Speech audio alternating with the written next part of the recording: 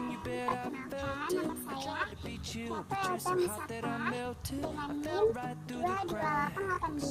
228820003 dari kelas 2B Pendidikan Sejarah 2020. Di sini saya akan menjelaskan apa itu gaya belajar dan jenis-jenis gaya belajarnya pada mata kuliah Psikologi Pendidikan dan Bimbingan Peserta Didik.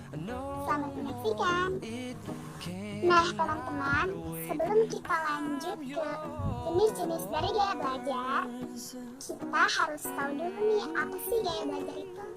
Kira-kira teman-teman ada yang tahu gak? Jadi, gaya belajar ini menurut para ahli yaitu Fleming dan Mills, gaya belajar merupakan kecenderungan siswa untuk mengadaptasi strategi tertentu dalam belajarnya sebagai bentuk tanggung jawabnya untuk mendapatkan satu pendekatan belajar yang sesuai dengan tuntutan belajar di kelas atau di sekolah maupun tuntutan dari mata pelajarannya. Nah, setelah kita mengetahui apa itu gaya belajar, baru kita bisa lanjut ke jenis-jenis dari gaya belajar. Jenis-jenis dari gaya belajar ini dibagi 3. Yang pertama ini jenis gaya belajar visual, jenis gaya belajar auditori, dan yang terakhir jenis gaya belajar kinestetik. Yang pertama ada jenis gaya belajar visual. Pada jenis gaya belajar ini kita lebih mengandalkan penglihatan. Nah, jika orang yang mempunyai gaya belajar visual harus melihat bahasa tubuh dan ekspresi muka gurunya untuk mengerti materi-materi pelajaran.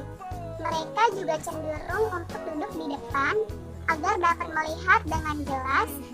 Mereka berpikir menggunakan gambar-gambar di otak mereka dan belajar lebih cepat dengan menggunakan tampilan-tampilan visual seperti diagram, buku pelajaran yang bergambar, dan video-video.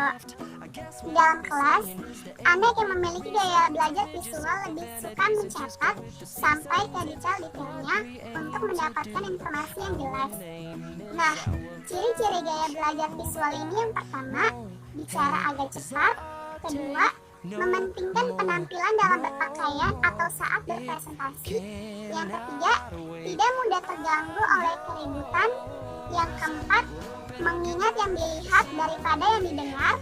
Yang terakhir, lebih suka membaca daripada dibacakan.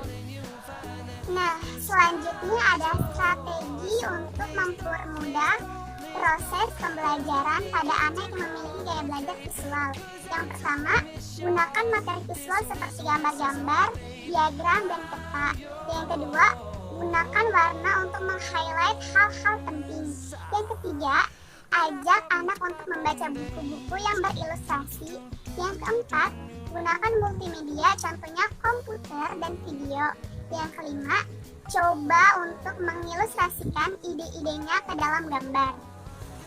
Kemudian kita masuk ke gaya belajar yang kedua, yaitu auditori. Gaya belajar auditori ini lebih mengandalkan pendengarannya. Orang yang mempunyai gaya belajar auditori dapat belajar lebih cepat dengan menggunakan diskusi-diskusi verbal dan mendengarkan apa yang gurunya dikatakan. Anak auditori ini dapat mencerna makna yang disampaikan melalui ton suara, pitch atau tinggi rendahnya, kecepatan berbicara, dan hal-hal auditori lainnya. Informasi tertulis terkadang mempunyai makna yang minim bagi anak yang memiliki gaya belajar auditori. Anak-anak seperti ini biasanya dapat menghafal lebih cepat dengan membaca teks dengan keras dan mendengarkan kaset. Nah, ciri-ciri gaya belajar auditori yang pertama, saat bekerja, suka berbicara dengan dirinya sendiri. Kedua, penampilannya selalu rapi. Ketiga, mudah terganggu oleh keributan.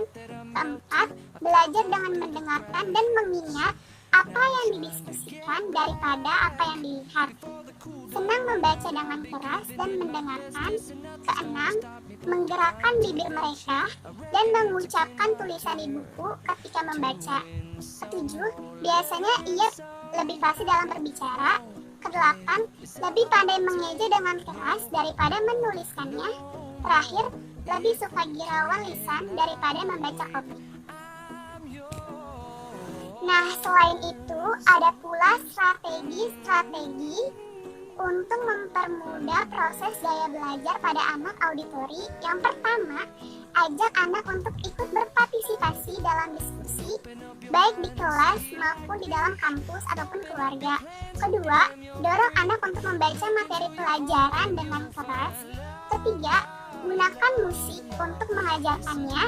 Keempat, diskusikan ide dengan secara verbal. Kelima, biarkan anak merekam materi pelajarannya ke dalam kaset dan dorong dia untuk mendengarkannya sebelum melakukan tidur. Nah, selanjutnya gaya belajar kinestetik. Orang yang mempunyai gaya belajar kinestetik ini cenderung belajar melalui bergerak, menyentuh, dan melakukan. Anak seperti ini sulit untuk duduk diam berjam-jam karena keinginan mereka untuk beraktivitas dan bereksplorasi sangatlah kuat. Anak yang bergaya belajar seperti ini belajarnya melalui gerakan dan sentuhan.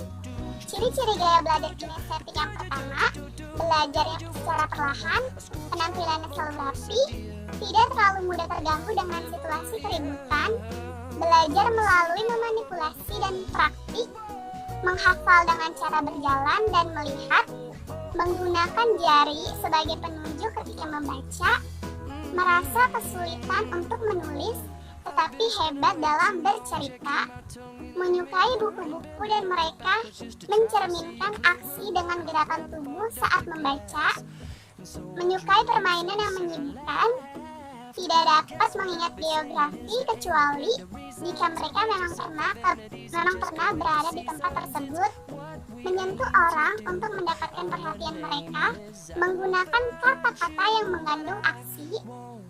Selanjutnya ada strategi untuk mempermudah proses belajar anak kinestetik. Yang pertama, selanjutnya ada strategi untuk mempermudah proses belajar pada anak kinestetik. Yang pertama, jangan paksakan anak untuk belajar sampai berjam-jam. Kedua, ajak anak untuk belajar sambil mengeksplorasi lingkungannya. Contohnya, ajak dia membaca sambil menggunakan objek sesungguhnya untuk belajar konsep baru. Ketiga, izinkan anak untuk mengunyah karet-karet pada saat belajar. Keempat, gunakan warna terang untuk meng-highlight hal-hal penting dalam bacaannya. Kelima, izinkan anak untuk belajar sambil mendengarkan musik. Itu aja materi yang bisa saya sampaikan.